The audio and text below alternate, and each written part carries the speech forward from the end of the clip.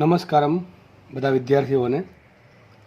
આજે આપણે એક નવું ચેપ્ટર સ્ટાર્ટ કરવા જઈ રહ્યા છીએ જેનું નામ છે ન્યૂટનના ગતિના નિયમો.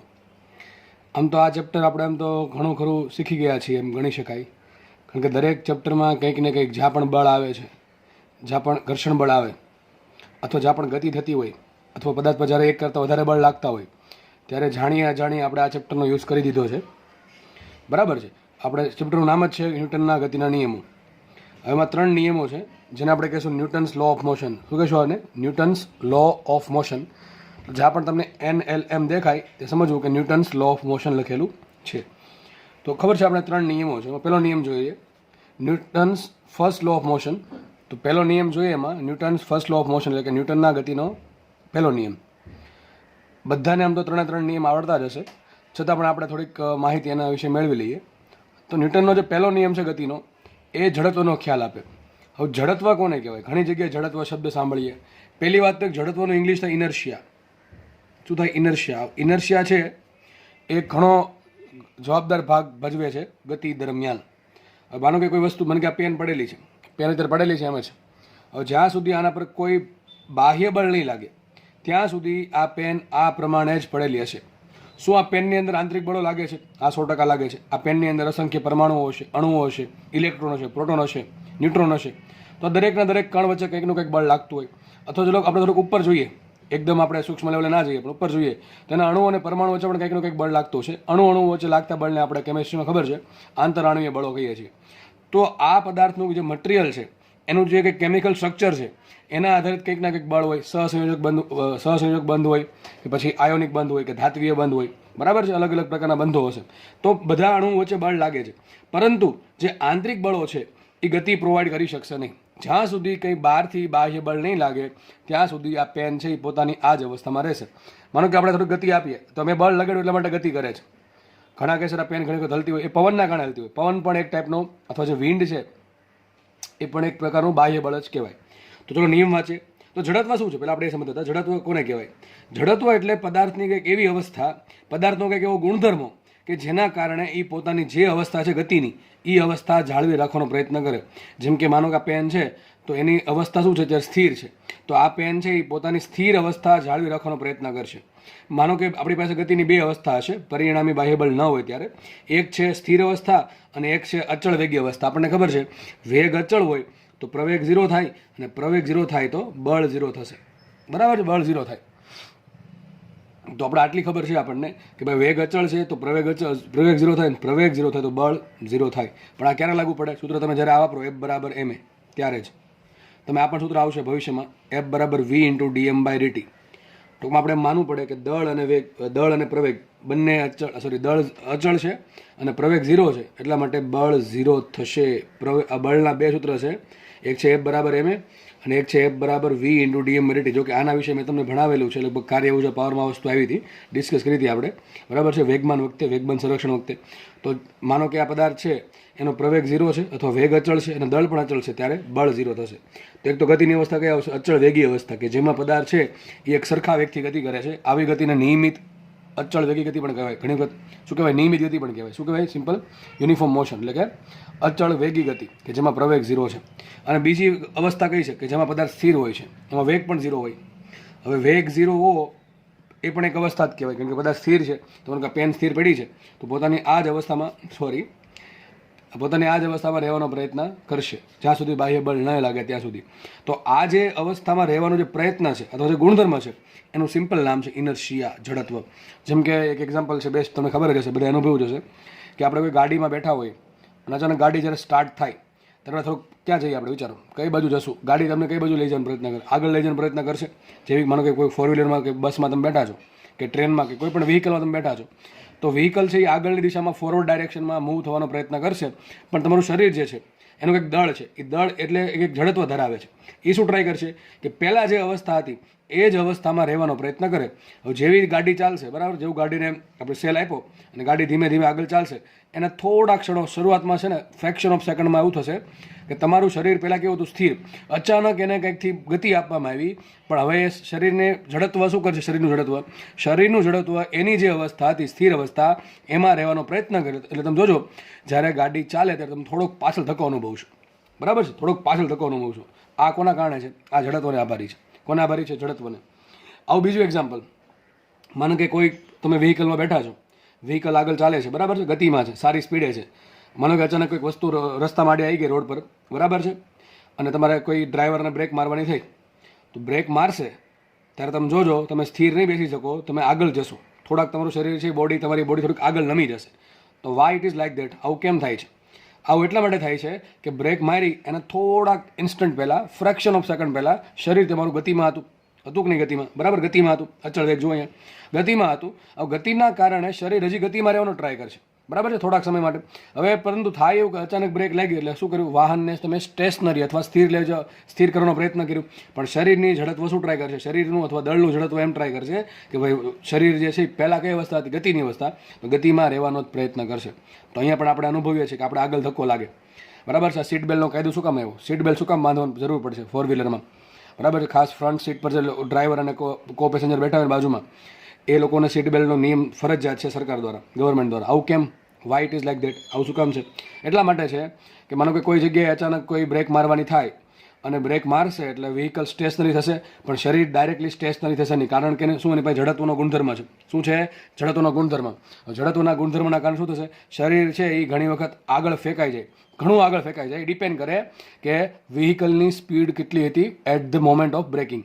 જ્યારે બ્રેક મારી ત્યારે વ્હીકલ છે કેટલી સ્પીડે જતું હતું. જેટલી સ્પીડ વધારે છે એટલું સ્પીડ છે આગળ વધારે ફગવાશે. કેમ? જેટલી સ્પીડ વધારે એમ મતલબ એમ છે કે જડત્વ છે એ એનું કામ વધારે ભાગ ભજવશે એનો, બરાબર. અને ઘણી વખત એવું થાય છે કે ઘણા ડ્રાઈવરને સીટ બેલ્ટ ના પહેરો હોય કે એની બાજુમાં જે પેસેન્જર બેઠો હોય એને સીટ બેલ્ટ ના પહેરો હોય, તો વ્હીકલની સ્પીડ એટલી બધી વધારે હોય, ખાસ હાઈવે પર, કે ઘણી વખત છે ને પેલો એક્સિડન્ટ થાય ને તો વ્યક્તિ આગળ ફગવાય છે ઘણો બધો. અને ઘણી વખત એક્સિડન્ટથી ડેથ ન થાય, પરંતુ આગળ ફગવાવાથી બીજી વસ્તુ જોડે કંઈક અથડાશે, બરાબર છે, કે ત્યાં જે ડેમેજ થશે અને ખાસ એના હેડની જે હેડ ઇન્જરી થશે, બરાબર છે, એના કારણે ડેથ થતું હોય છે.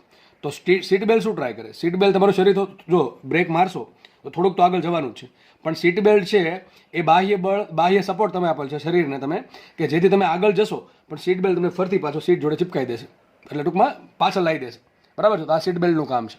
સમજ પડે કે નહીં પડતી?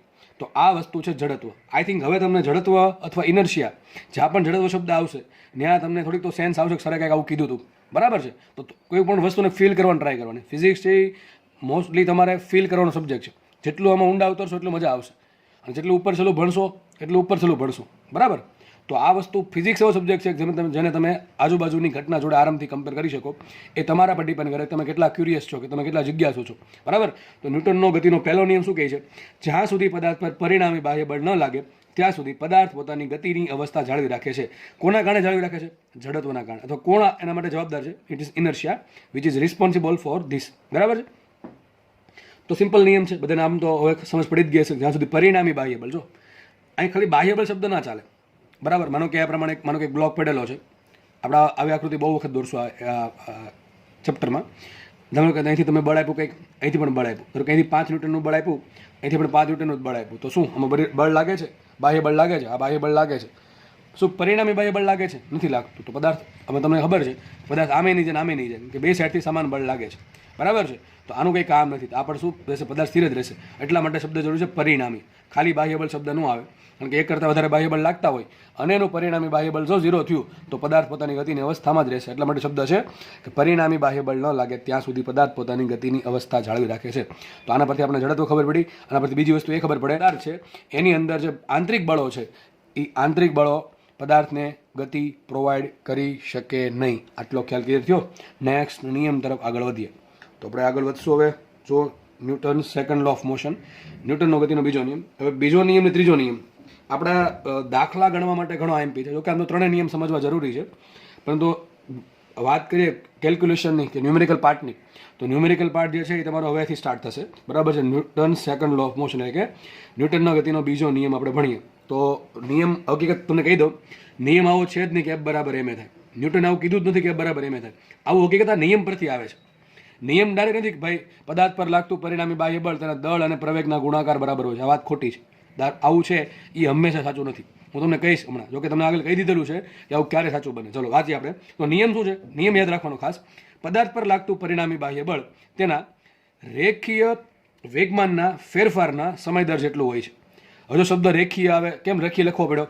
બરાબર ભાઈ, આપણે ફિઝિક્સમાં બે પ્રકારના વેગમાન છે, એક રેખીય વેગમાન ને કોણીય વેગમાન. બરાબર છે? તમે કોણીય વેગમાનનો ફેરફાર લ્યો સમય હારે, એને ટોર્ક કહેવાય. ખબર છે આપણને ટોર્ક બરાબર શું થાય?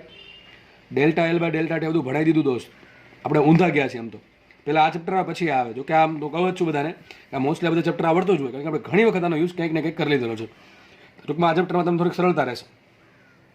તો પદાર્થ પર લાગતું પરિણામી બાહ્ય બળ તેના રેખીય વેગમાનના ફેરફારના સમય દર જેટલું હોય છે. તો લખ્યું છે અહીંયા.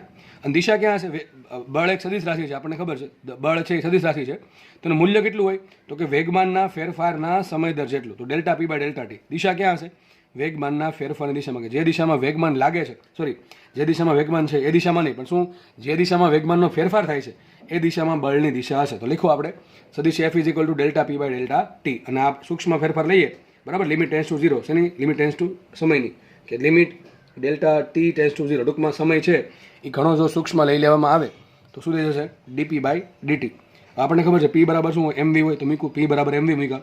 હવે અહીંથી બે ભાગ પડે, જો 3 ભાગ પડે. આમ તો માનો કે એક આપણે ઉપયોગ એવો લઈએ આ સૂત્રનો, એક કન્ડિશન એવી લઈએ, અથવા એક કેસ એવો લઈએ કે એ કેસમાં દળ અચળ છે પણ વેગ અચળ નથી. શું બોલ્યો હું? અહીંથી 3 પાર્ટ પડશે, ધ્યાનથી સમજજો.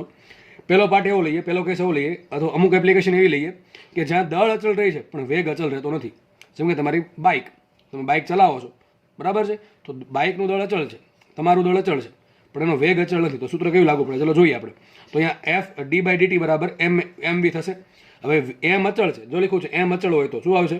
એમ છે એ વિકલનની બહાર આવી જશે. આપણે ખબર છે વિકલન કે સંકલન કરતાં પહેલાં આપણે અચળ વસ્તુ બહાર કાઢી લઈએ તો શું આવશે? F is equal to m into dv by DT.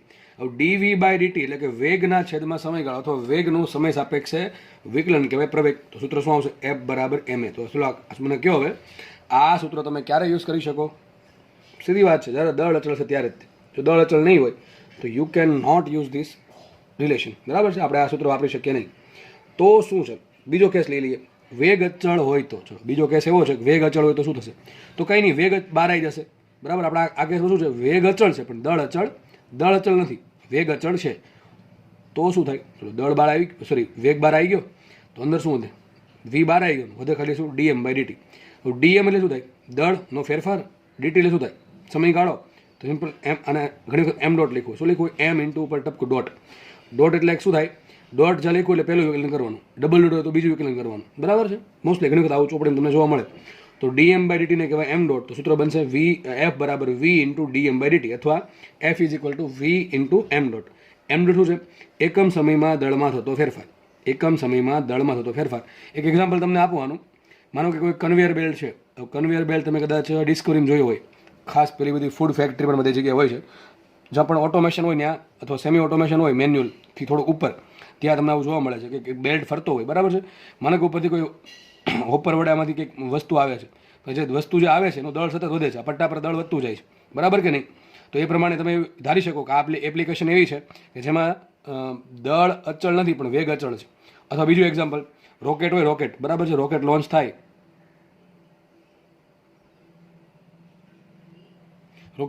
બરાબર, તો એમાં શું થાય? અંદર ફ્યુલ હશે. શું હશે? ફ્યુલ પ્લસ જે પણ વસ્તુ આગળ મોકલે, ધારો કે સેટેલાઇટ છે બીજું, બરાબર છે, સેટેલાઇટ છે, તો આ બધી વસ્તુ છે એમાં ફ્યુલ જે છે, આ બધી વસ્તુ રોકેટની અંદર જ છે.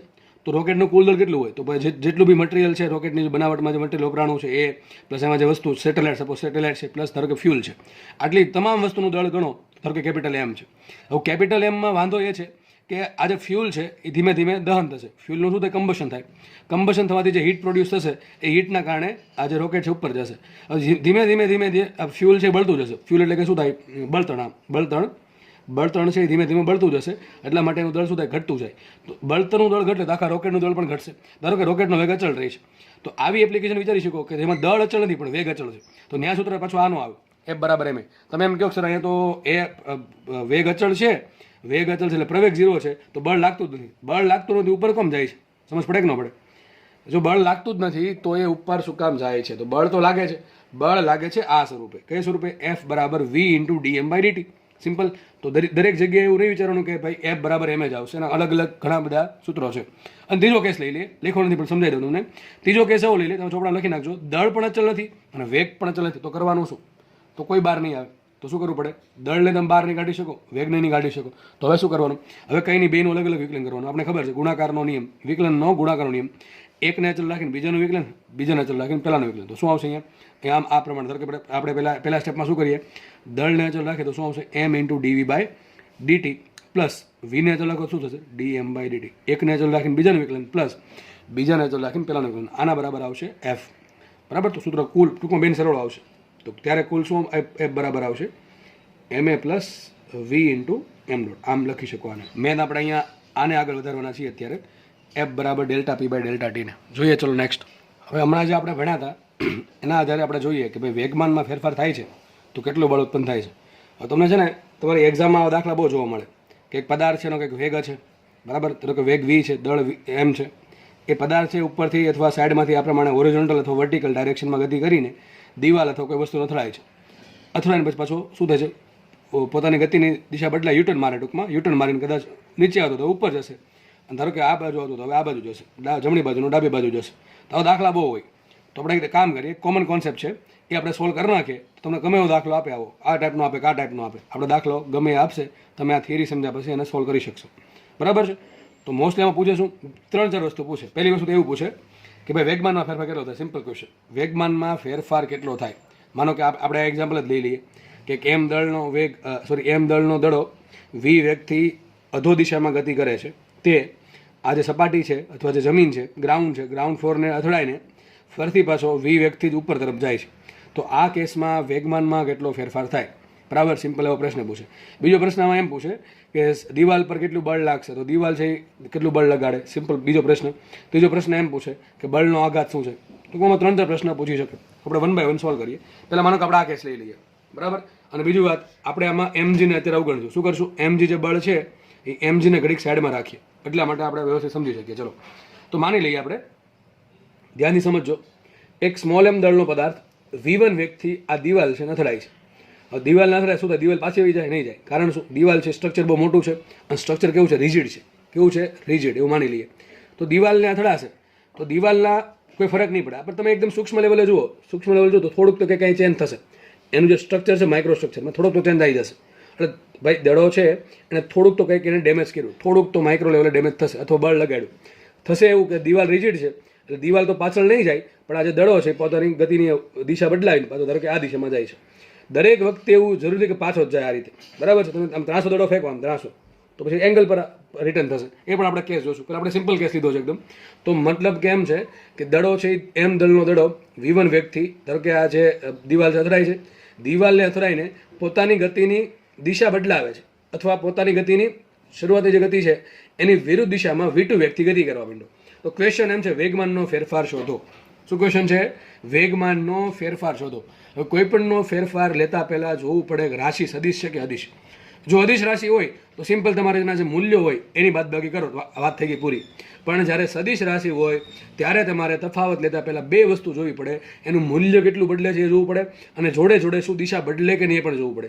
આપણે અહીંયા વેગમાનની વાત કરીએ છીએ તો આપણને ખબર છે વેગમાન કેવી છે? વેક્ટર છે કે સ્કેલર છે? વેક્ટર એટલે કે સદિશ રાશિ, સ્કેલર એટલે કે અદિશ રાશિ. તો આપણને ખબર છે વેગમાન છે એ સદિશ રાશિ છે. દિશા ક્યાં હોય સદિશ રાશિ હોય? તો વેગની દિશામાં. જે દિશામાં વેગ છે એ દિશામાં વેગમાન છે. તો આપણે અહીંયા 2 વસ્તુ જોવી પડશે, વેગમાનનું મૂલ્ય કેટલું બદલું અને વેગમાનની દિશા બદલે કે નહીં બદલતી. ચલો તો જોઈ લઈએ. આપણે આ ધારી લઈએ. હવે જો કે લખ્યું છે નીચે કે આ દિશાને ધન x લઈ લો, આ દિશાને ધન y લઈ લો, તો આ ઓટોમેટિક ઋણ y થઈ જશે. સોરી, આ ઓટોમેટિક ઋણ x થઈ જશે અને નીચેની ઓટોમેટિક ઋણ y થશે. હવે એવું કંઈ જરૂરી નથી કે આ પ્રમાણે તમારે હંમેશા ધારવું પડે. તમે આનાથી ઊંધું લ્યો ભાઈ કે ભાઈ આ દિશા છે એને પ્લસ એક્સ લ્યો અને નીચે છે એને પ્લસ વાય લ્યો તો પણ ચાલે. પછી એમ ધારી શકો આ પ્લસ એક્સ લ્યો, આ જે ડાયરેક્શન છે આ સાઈડની, બરાબર, એને પ્લસ એક્સ લ્યો, પ્લસ એક્સ અને ઉપર લ્યો અને પ્લસ વાય લ્યો. એટલે તમારા પર ડિપેન્ડ કરે તમે કઈ રીતે દિશા લ્યો છો. બરાબર છે?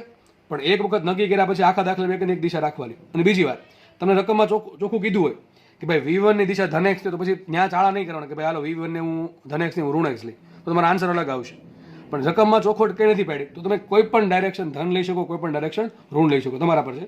આપણે કોઈક તો એક લેવી પડશે. સપોઝ આપણે આ લઈ લઈએ કે આ દિશા છે એમ ધન x લઉં, ઉપર છે એમ ધન y લઉં, તો ઓટોમેટિકલી આ કઈ થશે? આ ઋણ x નીચેની થશે ઋણ y. આ તો આપણે સમજ પડાવી છે. ચલો તો આપણે વેગમાન શોધવું છે. વેગમાન કઈ રીતે મળે? p1 બરાબર શું થાય? p1 કોને કહેવાય? વેગમાન તો યાદ છે ને બધાને? લખી દઉં ચલો ને, વેગમાન p1 શું આવશે mv1, શું આવે mv1 સદિશ છે, સદિશ કરી દઈએ. દિશા ક્યાં હશે આની બોલો, દિશા ક્યાં હશે, દિશા હશે જે દિશામાં v1 છે દિશામાં, v1 કઈ ડાયરેક્શનમાં, જો આ દિશામાં છે, આ દિશા કઈ રીતે મેં ધન, તો અહીંયા આવશે i કેરેટ. બરાબર, વાત થઈ ગઈ પૂરી. પછી લખીએ p2, p2 શું આવશે, p2 આવશે m into v2, m into v2, m સદિશ v2, v2 ડાયરેક્શન કઈ છે, v2 ડાયરેક્શન છે ઋણ x, એટલા માટે આપણે લખશું માઇનસ i કેરેટ. ઓકે, તમને p1 મળી ગયા, p2 મળી ગયા. બળ કોને કહેવાય, બળ સદિશ f બરાબર શું થાય, delta p upon delta T. Simple વાત, હમણાં જે ન્યૂટનનો ગતિનો બીજો નિયમ બનાવ્યો એને યુઝ કરીએ છીએ આપણે. ડેલ્ટા p કોને કહેવાશે, p2 minus p1, p2 minus p1 by delta t એમને રાખીએ તો એ મૂકીએ માટે સદિશ f ઇઝ ઇક્વલ ટુ, ચલો સદિશ p2 કેટલા છે, જો લખા છે m v2 ને માઇનસ i કેરેટ છે, માઇનસ આગળ લો તો આવે શું અહીંયા minus m v2 i caret, અને માઇનસ કરીએ, આ માઇનસ કરીએ અહીંયા p1 શું આવશે m v1 i કેરેટ. જો મેં i કેરેટ લખું તો સદિશ કાઢ નાખ્યા ઉપરથી, તો ખબર પડે ને, સમજાવી વાત છે કે ભાઈ સદિશનું કામ શું છે, દિશા બતાવું. દિશા ખબર જ છે ધન x છે કે ઋણ x છે, તો પછી ઉપર સદિશ લખવાની જરૂર છે નહીં. છેદમાં શું આવશે ડેલ્ટા ટી, કોમન શું નીકળશે, કોમન નીકળે શું સદિશ f is equal two common નીકળશે અહીંથી, તો કે આપણે m કોમન કાઢી લઈએ, શું કોમન કાઢી લઈએ, અથવા માઇનસ m કોમન કાઢી લે તો પણ ચાલે, તો માઇનસ m કોમન કાઢીએ, અહીંયા આવશે v2 plus v1 into i caret by delta t. આ વાત થઈ ગઈ પૂરી. તો બળ કઈ દિશામાં લાગશે, બળ લાગશે ઋણ x દિશા, સોરી ક્યાં લાગશે ઋણ x દિશામાં, કારણ કે અહીં માઇનસ i કેરેટ આવ્યું, શું આવ્યું માઇનસ i કેરેટ. બળનું મૂલ્ય કેટલું આવશે, બળનું મૂલ્ય આવશે m into v2 plus v1 by delta t. દિશા ક્યાં આવશે, દિશા આવશે એની ઋણ x ડાયરેક્શનમાં, ક્યાં આવશે ઋણ x ડાયરેક્શનમાં. આ કોના પર બળ લાગે છે, તમે કોનો વેગમાનનો ફેરફાર લીધો એના પર બળ લાગે, કોનો વેગમાનનો ફેરફાર લીધો દિવાલનો, કે આ જે બોલ છે એનો બોલ છે, તો કોના પર બળ લાગશે, ઇટ્સ ઓન બોલ. જે પણ દડો આપણે ધાર્યો છે અથવા જે પદાર્થ ધાર્યો છે એના પર એટલું બળ લાગશે, કોના દ્વારા લાગે દિવાલ દ્વારા, તો દિવાલ પર કેટલું બળ લાગશે સેમ બળ, દિવાલ પર કેટલું બળ લાગશે સેમ મૂલ્યનું. દિશા ક્યાં આવશે વિરુદ્ધ આવશે. એ આપણે ન્યૂટનના ગતિના ત્રીજા નિયમમાં જોશું કે એક આગળ કોઈ જગ્યાએ એક્શન થાય તેને હંમેશા રિએક્શન હોય જ છે. બરાબર છે, ઓકે. ચલો, તમે કોઈને પ્રેમથી આન્સર આપો તો સામેથી પ્રેમથી આન્સર જ મળે, અને ગુસ્સામાં આન્સર આપો તો મોસ્ટલી એવું બને કે સામેથી ગુસ્સામાં આન્સર મળે. એ ડિપેન્ડ કરે સામેવાળી વ્યક્તિ પર. બરાબર, પણ અહીંયા એવું છે કોઈ એક્શન થશે તો રિએક્શન થશે જ. એક વસ્તુ બીજી વસ્તુ પર બળ લગાડે તો બીજી વસ્તુ પેલા પદાર્થ પર બળ લગાડશે, એટલા જ મૂલ્યનું પણ વિરુદ્ધ દિશામાં. તેવું જ કંઈક થશે. જો તો જે વસ્તુ એ લખી છે એ વસ્તુ એ લખી દીધી મેં તમને, સમજ પડે તો જોઈ લઈએ. આ પણ ઘણા જોઈન થયું છે ભાઈ ખોટું આવ્યું, અલગ અલગ આવે છે. અહીંયા તમારે પ્લસ આવ્યા ને માઇનસ લેખા, તમે ઉપર જુઓ અહીંયા સદિશ છે, હજુ સદિશ મેં કાઢ્યો નથી. જેવો તમે સદિશ કાઢશો ને તમારે આવું સમીકરણ આવી જશે. કેમ કે જો v2 શું આવશે, v2 આવશે માઇનસ v2 i કેરેટ, અને v1 શું આવશે v1 i કેરેટ. આ માઇનસ આવશે, આ માઇનસ કોમન કરી લો, આવી જશે કે નહીં આવી જાય, આવી જશે. તો જે અહીંયા લખ્યું છે એ જ અહીંયા લખ્યું છે. આઈ હોપ કે તમને આ બેમાંથી ગમે એક તો સમજ ગયું હશે. અહીંયા ડેલ્ટા પી શું આવશે, p2 minus p1, p2 mica શું હોય m v2. સદિશ જો ઉપર સદિશ છે, બરાબર છે, સદિશ છે, હજી સદિશ કાઢ્યો નથી. આમાં મેં સદિશ કાઢી નાખ્યો પણ આમાં નથી કાઢ્યો. માઇનસ m v1 સદિશ v1, એમ કોમન કાઢે શું આવશે સદિશ v2 માઇનસ સદિશ v1. હવે જો તમારી ચાહત હોય તો તમારે શું મૂકવાનું, v2 બરાબર જો લખ્યા છે v2 બરાબર શું આવશે માઇનસ v2 i કેરેટ, ને v1 આવશે પ્લસ v1 i કેરેટ. કારણ કે બેન દિશા કેવી છે વિરુદ્ધ છે, કાં તો એક ધન છે ને એક ઋણ છે, એ પાકું છે. તમે કોને ધન લ્યો કોને ઋણ લ્યો તમારા પર ડિપેન્ડ કરે, અથવા રકમ આપવાવાળા પર ડિપેન્ડ કરે. રકમમાં કંઈ ન આપ્યું હોય તમે કોઈ પણને ધન લઈ શકો, કોઈ પણને ઋણ લઈ શકો. બરાબર છે, તો અહીંયા લખ્યું છે આટલું બળ લાગશે, આટલું બળ લાગે કોના પર, પેલો જે પદાર્થ છે અથવા બોલ પર એના પર. અને છેલ્લે જો શું લખ્યું છે, જેટલું પદાર્થ છે એ દિવાલ પર બળ લગાડે એટલું તો દિવાલ છે પદાર્થ પર બળ લગાડશે. અને મૂલ્ય કેવું હશે બેનું સરખું જશે. જો મૂલ્ય થઈ ગયું, મૂલ્ય કેવું આવશે બેનું સરખું આવશે. હવે આ કેસ જોઈએ, ચલો બહુ ઇન્ટરેસ્ટિંગ કેસ છે. મોટા ભાગે આન્સર આમાં શું ટીક કરે તો તમને કહી દઉં છું. તમને દાખલો એક બહુ પૂછે આવો કે એક પદાર્થ છે એ એમ દળનો પદાર્થ v વેગથી નીચે ગતિ કરતો હતો. માનો કે અથડાઈને એમ દળનો પદાર્થ v વેગથી ગતિ કરે છે. આવું ક્યારે થાય, કઈ ટાઈપનો સંઘાત હોય તો આવું થાય, વિચારો. કઈ ટાઈપનો સંઘાત હોય તો આવું થાય, કઈ ટાઈપના સંઘાતમાં આવું થાય દોસ્ત બોલો જલ્દી. ચલો, આપણે સંઘાત ભણી ગયા, 15 લેક્ચર તમને સંઘાત ભણાવ્યો, 15 લેક્ચર, 15 લેક્ચર્સ ઓફ 1 hour. આટલું સંઘાત કોઈ પણ જગ્યાએ નથી ભણાવતા, બરાબર, કોઈ જગ્યાએ નહીં. 15 કલાક સંઘાત ભણાવ્યો તો આ તો પ્રશ્ન આન્સર આવવો જોઈએ કે આ વી વેગથી ગતિ કર્યો, દિવાલને અથડાણો અથવા સપાટીને અથડાણો અને વી વેગથી રિટર્ન થયો. આવું કયા સંઘાતમાં થાય? બેમાં વેગ ક્યારે સરખો રહે? યાદ કરો તમે, સ્થિતિસ્થાપક સંઘાત. કયા સંઘાતમાં થાય? સ્થિતિસ્થાપક સંઘાતમાં. સંઘાત યાદ છે તમે? સૂત્ર શું આવે? ચલો સંઘાતને ફટાફટ બોલીએ આપણે. v1 ડેશ બરાબર શું આવશે? m1 minus e m2 v1 છેદમાં m1 plus m2 plus 1 plus e m2 v2 છેદમાં m1 પ્લસ m2. ભણ્યા કરતાં ભણ્યા આવું, અરે દોસ્ત ભણ્યા હતા આ રીતે આવું. V2 ડેશ શું હતું? M2 માઇનસ EM1 V2 છેદમાં M1 પ્લસ M2 પ્લસ શું આવશે 1 પ્લસ M1 V1 છેદમાં M1 પ્લસ M2. આવું ભણ્યા હતા આપણે. સ્થિતિસ્થાપક સંઘાતમાં શું હોય? E બરાબર 1 હોય. E શું છે એના માટે લેક્ચર જોઈ લેજો. શું કહેવાય એને? રેસ્ટિટ્યુશન ગુણાંક. એટલે કે ભાઈ સંઘાત બાદના સાપેક્ષ વેગ છેદમાં સંઘાત પહેલાંના સાપેક્ષ વેગ. બરાબર. આપણે ખબર છે આ જે દિવાલ છે અથવા જે જમીન છે એ સંઘાત બાદ કેટલા વેગથી ગતિ કરશે? 0 વેગથી. તો V2 શું આવશે? 0. આખું પદ ઉડી ગયું. તો આ આખું પદ ઉડી ગયું કે નહીં? ઉડે. ઉડશે કે નહીં ઉડે? ઉડી જશે ને. સમજ પડે કે ન પડે? V2 શું આવી જશે? 0 આવી જશે. તો મૂકી દો 0. તો મૂકો ખાલી કિંમત. ચલો અહીંયા M1 માઇનસ EM2 V1. હવે E બરાબર 1 મૂકી દો. શું મૂકી દો? E બરાબર 1. તો તમને V1 ડેશ મળે કે ના મળે?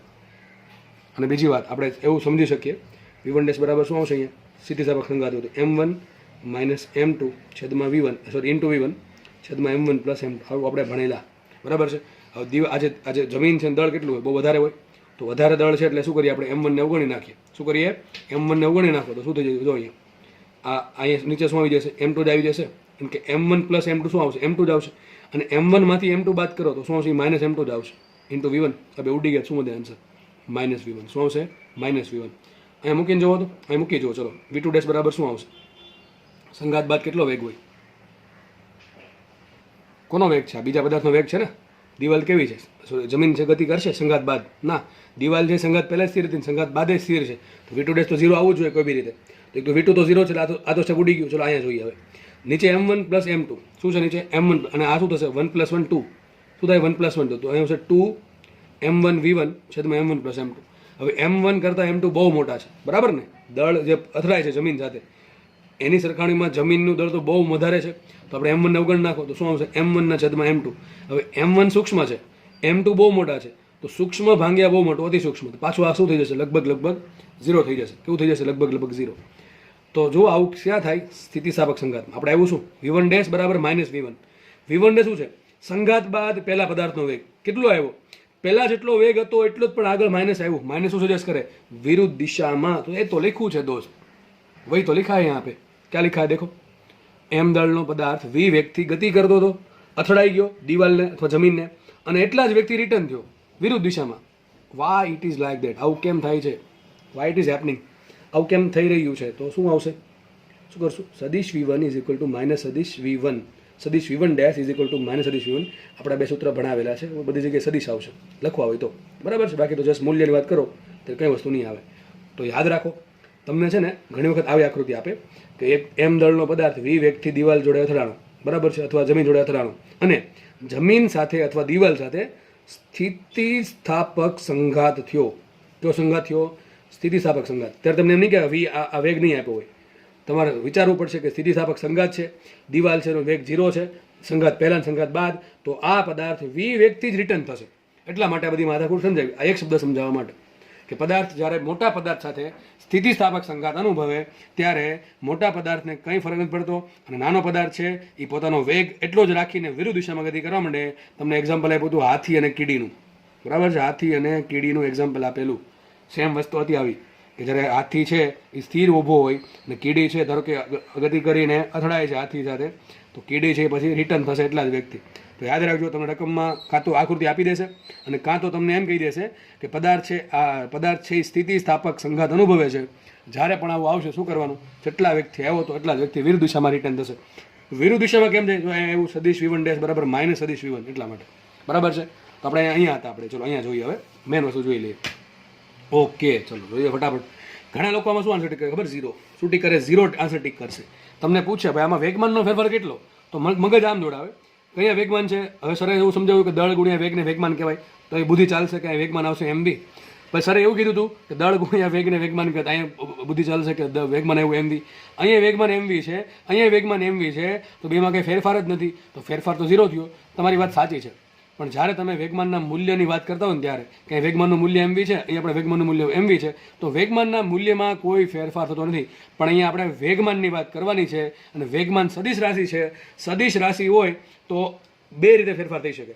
મૂલ્યમાં ફેરફાર થવાથી અને દિશામાં ફેરફાર થવાથી. અહીંયા આકૃતિ પરથી મૂલ્યમાં કોઈ ફેરફાર થતો નથી, પરંતુ અહીંયા દિશામાં ફેરફાર થાય છે. તો ડેફિનેટલી જે વેગમાન છે એમાં ફેરફાર થશે. તો શું આવશે? સદિશ ડેલ્ટા P બરાબર સદિશ P2 માઇનસ સદિશ P1. ખબર પડે કે ન પડે? અહીંયા સદીશ વગેરે લખી નાખ્યું છે કારણ કે મેં તમને સમજાવી દીધું અહીંયા કે આની ધારો કે આ દિશા તમે કેવી લઈ લો, ધન લ્યો તો આ કેવી લેવી પડશે, ઋણ લ્યો, અથવા આને ઋણ લ્યો તો આ ધન લેવી પડશે. બે એક ધન લો બીજી ઓટોમેટિક ઋણ થઈ જશે. તમે કોને ધન લેવી કોને ઋણ લેવી તમારા પર ડિપેન્ડ કરે છે. તો ચલો શું આવશે? ધારો કે આ દિશા આપણે લઈ લઈએ, મને કહે ઋણ લઈ લો. શું લઈ લઉં? ઋણ. તો શું આવશે? સદીશ P1 બરાબર માઇનસ MV જે કેરેટ શું આવે? બરાબર ને, માઇનસ MV જે કેરેટ. સદીશ P2 શું આવશે?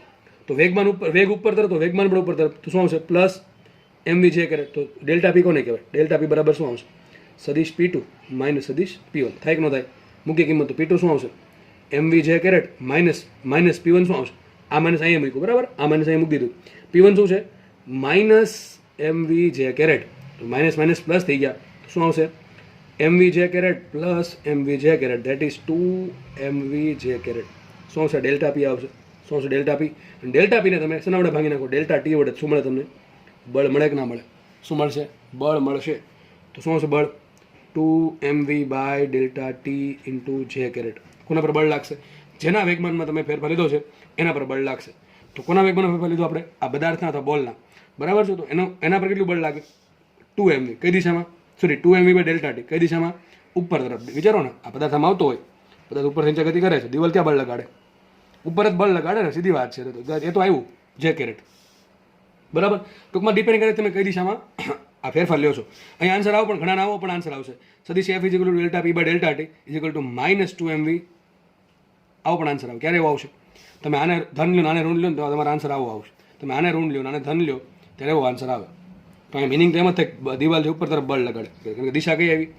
2MV માઇનસ જે કેરેટ. માઇનસ જે કેરેટ કઈ દિશા છે? તમે આને ધન લીધું છે નીચે તરફ તો એ જે કેરેટ થઈ ગયા, પણ આને ઋણ લીધું એટલે માટે માઇનસ જે કેરેટ થયા. એ ટૂંકમાં બળ અહીંયા પણ ઉપર તરફ લગાડે છે. ટૂંકમાં બળ નહીં બદલાય, આગળ ખાલી પ્લસ માઇનસ બદલાશે. બરાબર છે.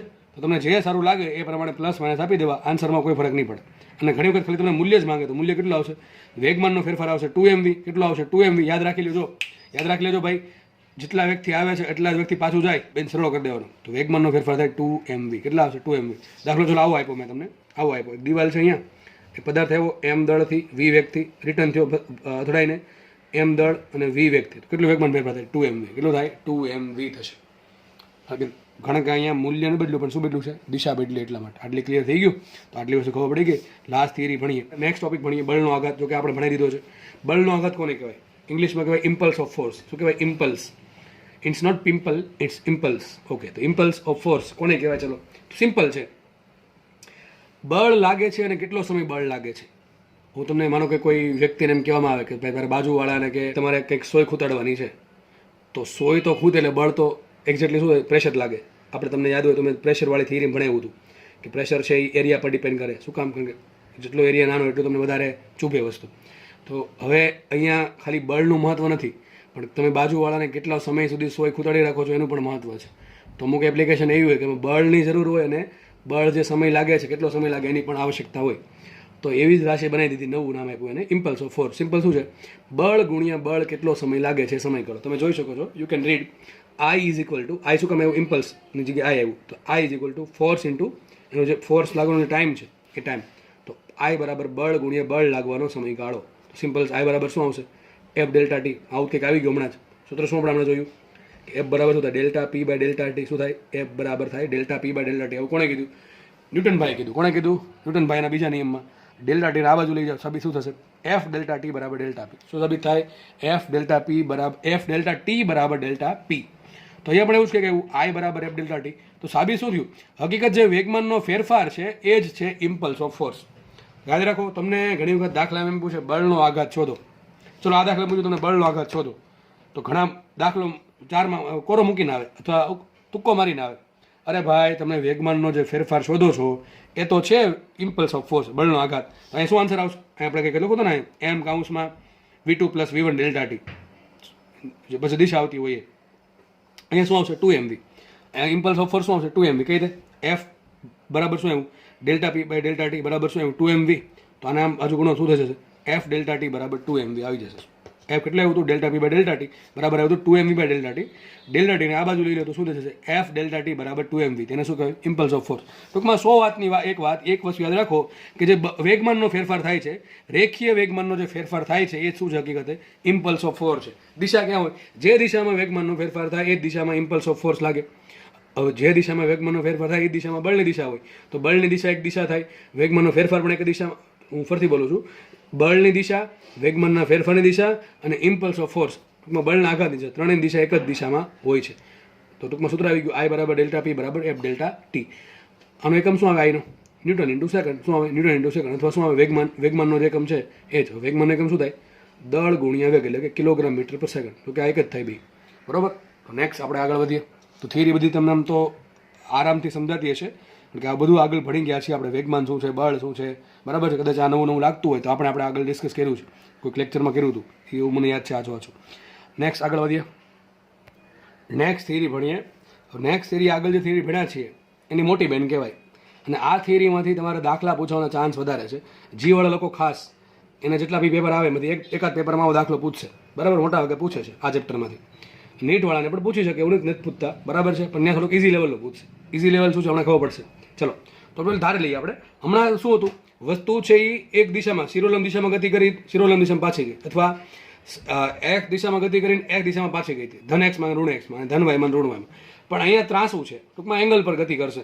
માની લઈએ કે એક એમ દળનો પદાર્થ V1 જેટલા વેગથી θ1 ખૂણો, θ1 ખૂણો ક્યાંથી? શિરોલંબ સાથે. ક્યાંથી જાય? શિરોલંબ સાથે. ટૂંકમાં ખૂણો આમ પણ બની શકે, હોરિઝોન્ટલ સાથે.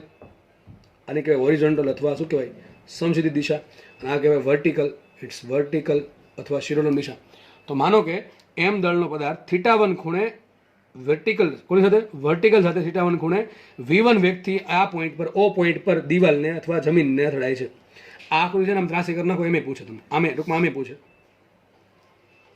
આ રીતે પૂછે કહો ભાઈ, એવું નહીં કામ દોરે આમ જ આવશે.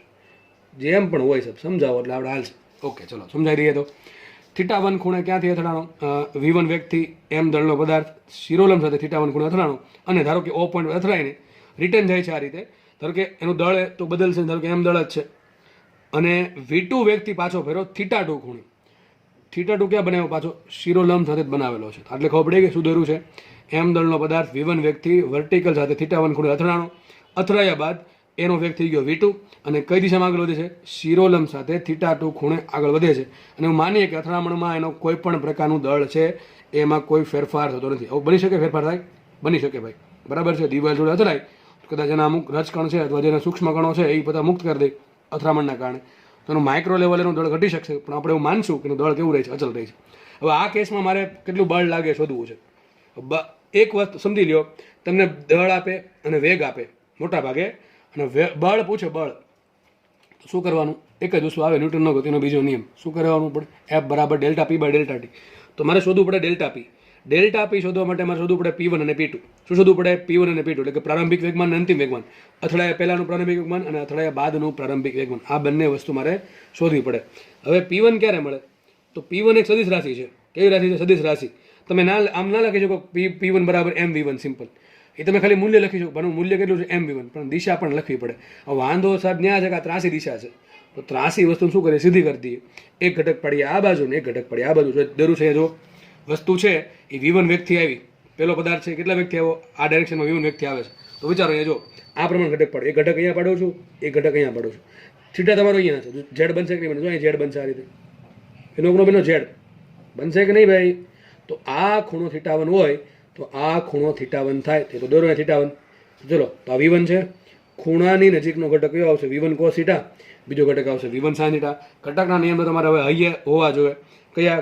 ત્રણ નિયમો કે જેના ઘટક પડે એ વચ્ચે રહે છે. ખૂણાની નજીકનો ઘટક કોસ હોય અને બીજો ઘટક સાઇન હોય, અને બંને ઘટક એકબીજાને લંબ હોવા જોઈએ. ચલો તો આ નિયમ તમને ખબર છે. તો આપણે એવું માનશું કે જો વેગ આ હતો, પણ આપણે એના બે ઘટક પાડી નાખ્યા. એક છે V1 sin θ અને એક છે V1 cos θ. હવે દિશા ધારવી પડશે, કોઈ પણ એક દિશા લેવી પડશે આને. તો કઈ ધન ધારશું ને કઈ ઋણ ધારશું? ચલો શું કરશું બોલો? તમારે આપણે કામ કરીએ. આ જે છે ને એને ધન એક્સ લઈ લઉં છું, આ પ્લસ એક્સ છે, ઉપર જે છે એને પ્લસ વાય લઉં, તો ઓટોમેટિકલી આ જે છે એ ઋણ એક્સ થઈ જાય, નીચે જે આવશે માઇનસ વાય થઈ જાય. વિચારો હવે વાંધો અહીંયા આમ છે કે હવે એક બાજુ વેગ આમ છે ને એક બાજુ વેગ આમ છે. વેગમાન લેવું કોને? અરે બે વેગમાન જ છે. આને દળ વડે ગુણ નાખો, દળ વડે, તો શું થયું? આપણે વેગમાન થઈ ગયું. અને આને દળ વડે ગુણ તો આપણે વેગમાન જ થયું. બંને શું થશે? વેગમાન જ થશે. હવે વેગમાન થયા પછી શું કરશું? પણ એક વેગમાન આ બાજુ, એક વેગમાન આ બાજુ. સર કરવાનું શું? અલગ અલગ નામ આપી દો. આ છે એ એક્સ દિશામાં છે, આ છે એ વાય દિશામાં છે. તો આ દિશાના વેગમાનને આપણે કહી દઈએ px. શું કહેવાય? px. px એટલે શું થાય? વેગમાનનો x ઘટક. આને કહી દઈએ py. કોઈ કઈ કન્ડિશનના? પહેલી કન્ડિશનના. તો આને કહેશું આપણે p1x અને આને કહેશું આપણે p1y. શું કહેશું આને? p1x અને p1y કહી દઈએ. સમજ પડે કે નહીં પડે? આવું કેમ કરવું પડ્યું? દોસ્ત દિશા ત્રાસી છે એટલા માટે. તો દિશા છે એ ત્રાસી છે એટલા માટે એના બે ઘટક પડ્યા. એક ઘટક x ડાયરેક્શનમાં આવશે, એક ઘટક y ડાયરેક્શનમાં આવશે. x ડાયરેક્શનમાં જે વેગમાન આવ્યું એને px કહી દઈએ. y ડાયરેક્શનમાં જે પણ વેગમાન આવ્યું પ્લસ y માં માઇનસ y માં એને આપણે py કહી દઈએ. પણ પહેલી પોઝિશન માટે છે અને p1x કહે અને p1y કહે. તો લખાઈશું, ચલો ફટાફટ વિચારો. તો p1x બરાબર શું આવશે? p1x બરાબર આવશે mv1 sin theta i caret. શું આવશે? mv1 sin theta i caret. અને p1y બરાબર શું આવશે? mv1 cos theta minus j caret. શું કહેવામાં આવ્યું? માઇનસ ઋણ y માં છે એટલા માટે. એ જ રીતે બાજુમાં શું દોર્યું છે? આ કન્ડિશન માટે આકૃતિ દોરી દીધી. હવે દર વખતે છે ને અહીંયા દોરવાની જરૂર નથી. નીટવાળા લોકો પેપરમાં ગણતરી કરી શકે આ પ્રમાણે ગણતરી, બરાબર છે? તો સાઈડમાં પછી આ નીચે એવું આ બે અલગ અલગ દોરીને જ આવડે. તમે અહીંયા દોરી શકો આવડતું હોય તો, તમને ફાવતું હોય તો એ ઘટક પાડી આ રીતે. એક ઘટક આ પ્રમાણે, એક ઘટક આ પ્રમાણે પડશે, બરાબર? ચલો હવે જુઓ, ખૂણો અહીંયા છે તો દેખાય છે, આકૃતિ દેખાય છે, આ દેખાય છે કે નહીં? એ જ અહીંયા છે. તો એંગલ કયો? θ2 હશે. તો ઉપરનો ઘટક શું આવશે? v2. જો દેરું છે નીચે આ ઘટક આવશે, વેગ v2 નો ઘટક આવશે, v2 cos θ2 આવશે, v2 sin θ2. તો જો આ ઘટક શું થઈ ગયો? x થઈ ગયો, આ ઘટક થઈ ગયો y.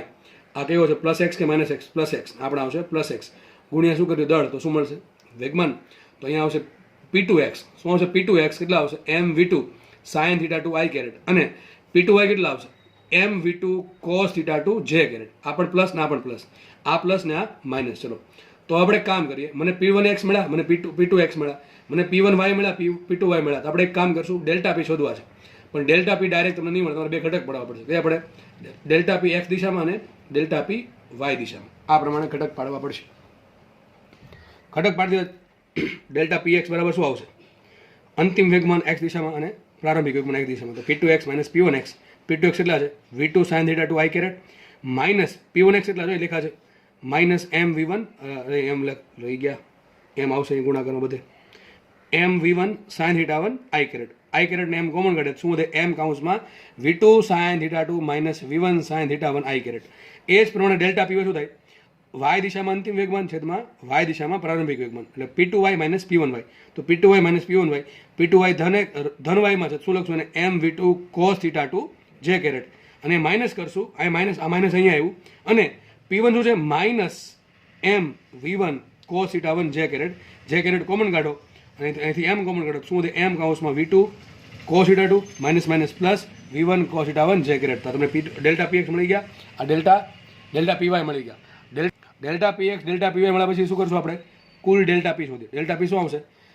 x દિશામાં કેટલો ફેરફાર થયો અને y દિશામાં કેટલો ફેરફાર થયો સદિશ સ્વરૂપે લખીએ તો x દિશામાં ફેરફાર થઈ ગયો i caret, એટલે કે ધન x માં આપણે i caret લખ્યું છે અને અહીંયા આવશે, અહીંયા સદિશ નહીં આવે. Delta px i caret plus y દિશાનો ફેરફાર થયો j caretમાં, એટલે લખ્યું ડેલ્ટા py j caret. આ મળ્યું તમને કુલ વેગમાનનો ફેરફાર ડેલ્ટા p. તો આ પ્રમાણે તમને અલગ અલગ એક શું કહેવાય ઘટક પાડી પહેલાં x દિશા શોધવાની, પછી y દિશામાં શોધવાનું વેગમાન, પછી એનો ફેરફાર x દિશામાં, પછી એનો ફેરફાર y દિશામાં, અને બંનેનો સદિશ સરળો કરો તો તમને શું મળશે?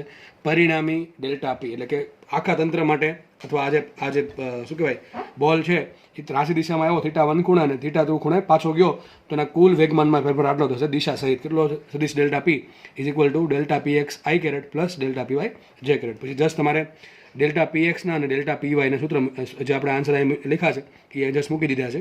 તો આ તમને મળી ગયું ડેલ્ટા p. શું મળી ગયું? સદિશ ડેલ્ટા p. અને સદિશ ડેલ્ટા p ને તમે ડેલ્ટા t વડે ભાગી નાખો, શું મળે? બળ મળે. તો સદિશ f is equal to delta p by delta t. એકદમ ક્લિયર થઈ ગયું, બરાબર છે? અને કદાચ મૂલ્ય માંગે તો મૂલ્ય શું આવશે? આપણને ખબર છે અહીંયા i caret છે, j caret છે. તો સદિશનું મૂલ્ય શું આવે? અને i caretના ઘટકનો વર્ગ અને j caretના ઘટકનો વર્ગ બંનેનો વર્ગ કરો, સરવાળો કરો અને વર્ગમૂળ કાઢો. શું છે? Delta px square plus delta py square, એનું વર્ગમૂળ કાઢો, શું મળે? ડેલ્ટા p મળે. ડેલ્ટા p ને ખાલી ડેલ્ટા p ને ડેલ્ટા t વડે ભાંગો તો શું મળે? બળનું મૂલ્ય મળે. શું મળે? બળનું મૂલ્ય. આ થિયરી પૂરી થાય છે. આ થિયરીમાં શીખવા લાયક કંઈ નથી આમાં. આ બધી વસ્તુ તમને ઓલરેડી આવડતી જ હતી, કારણ કે તમને જે સદિશ કરાવ્યા છે અથવા જે આગળ જે 1 ડાયમેન્શનમાં મોશન અને 2 ડાયમેન્શનમાં મોશન કરાવી છે એમાં ઘટક પાડતા બધું શીખવાડ્યું છે. આમાં નવું કંઈ નથી અને તમને નવું કંઈ લાગવું પણ ના છે, એટલે હું ફટાફટ જાઉં છું. બીજું આપણે લઈ લઈએ, થોડોક ઇઝી કેસ લઈ લઈએ. હવે આવો કેસ છે ને નીટમાં બહુ પૂછે, આવો કેસ નીટમાં બહુ પૂછે. શું કહે છે? જો મારી વાત ધ્યાનથી સમજજો. m દળનો કણ v વેગથી શિરોલંબ સાથે θ ખૂણે દિવાલ સાથે સ્થિતિસ્થાપક સંઘાત અનુભવે. કયો સંઘાત અનુભવે? સ્થિતિસ્થાપક સંઘાત અનુભવે છે અને થીટા ખૂણે પાછો જાય છે. તો વેગ તો બેયના સરખા જ રહેશે. કેવા વેગ? સરખા. યાદ રાખો, સ્થિતિસ્થાપક સંઘાત આવે તો મિરર ઇમેજ બનાવી દેવાની. જેવું અહીંયા છે એવું આ બાજુ બનાવી દેવાનું. પેલું બનાવે ને ચિત્ર કંઈક કેવું કહેવાય, મુક્ત હશે ચિત્ર, એવું કંઈક બનાવી દેવાનું. બરાબર છે. તો ચલો સેમ ગણતરી કરીએ અહીંયા. તો પાછા બે ઘટક જ પડશે. એક ઘટક આ પડે, ઘટક આ પડે, એ આપણે ઘટક આ પડશે, ઘટક આ પડશે. બરાબર. એ ઘટક શું પડે? જુઓ, આ જે દોર્યું છે, જ્યાં આપણે અહીંયા θ1 દેખાય ને શું મૂકો? θ મૂકો. θ2 દેખાય ત્યાં પણ શું મૂકો? θ મૂકો. જ્યાં V1 દેખાય ત્યાં પણ V મૂકો, જ્યાં V2 દેખાય ત્યાં પણ V મૂકો, તો તમારો આન્સર આવી જશે. બરાબર. તો જો દોર્યા છે સાઈડમાં ઘટકો. પહેલી કન્ડિશન માટે વેગ આ બાજુ છે, θ અહીંયા બનશે, તો આ ઘટક કયો બને? V cos θ. અહીં ઘટક કેટલું બનશે? V sin θ. ચલો આપણે કામ કરીએ, વેગમાન માટે બે બાજુ દળ ગુણ નાખીએ. તો અહીંયા આવશે, નીચે કયો ઘટક આવશે વેગમાનનો? mv cos θ. અહીંયા ધન એક્સમાં આવશે mv sin θ. બીજી કન્ડિશન માટે શું થાય? જો બીજી કન્ડિશન માટે વેગ આ પ્રમાણે છે, તેના બે ઘટક પડશે. હવે આ શીખવાડ્યું પછી આ તો બહુ ઇઝી થઈ ગયું તમારા માટે. તો અહીં શું આવશે? આ ઘટક પડશે v sin θ અને આ ઘટક પડશે v cos θ. બે બાજુ આપણે દળ વડે ગુણીએ. અહીં શું આવશે? mv sin θ આ બાજુ ને mv cos θ ઉપર બાજુ. હવે મને એમ કહો, વેગમાન ક્યારે બદલે? બે વસ્તુ બને તો વેગમાન બદલે. કાં તો મૂલ્ય બદલવું જોઈએ, કાં તો દિશા બદલવી જોઈએ. હું એમ કહું કે વેગમાન છે એનું દિશા પણ નથી બદલતી અને એનું મૂલ્ય નથી બદલતું. વેગમાનનો ફેરફાર કેટલો? 0. જો બેમાંથી એક બદલશે તો પણ વેગમાનમાં ફેરફાર થશે, પણ બેમાંથી એક પણ ના બદલતો હોય, કોણ? બે મૂલ્ય ના બદલતું હોય વેગમાનનું અને વેગમાનની દિશા પણ ના બદલતી હોય તો પછી શું કરવું પડે? વેગમાનનો ફેરફાર 0 મૂકવો પડે. અહીં જુઓ તો એક ઘટક જુઓ, mv sin θ, mv sin θ. mv અહીં મૂલ્ય કેટલું? mv sin θ વેગમાનનું કઈ દિશામાં છે? ધન એક્સ દિશામાં છે. અહીંયા વેગમાનનું મૂલ્ય કેટલું? mv sin θ કઈ દિશામાં છે? ધન એક્સમાં છે. તો બે વેગમાનના મૂલ્ય સરખા છે અને વેગમાનની દિશા પણ સરખી છે, તો ધન એક્સ દિશાના વેગમાનનો ફેરફાર 0 આવશે. તમારે મૂકવાનું છૂટ છે. અહીં શું મૂકશો? p2x - p1x. બરાબર કે નહીં? p2x શું મૂકશો?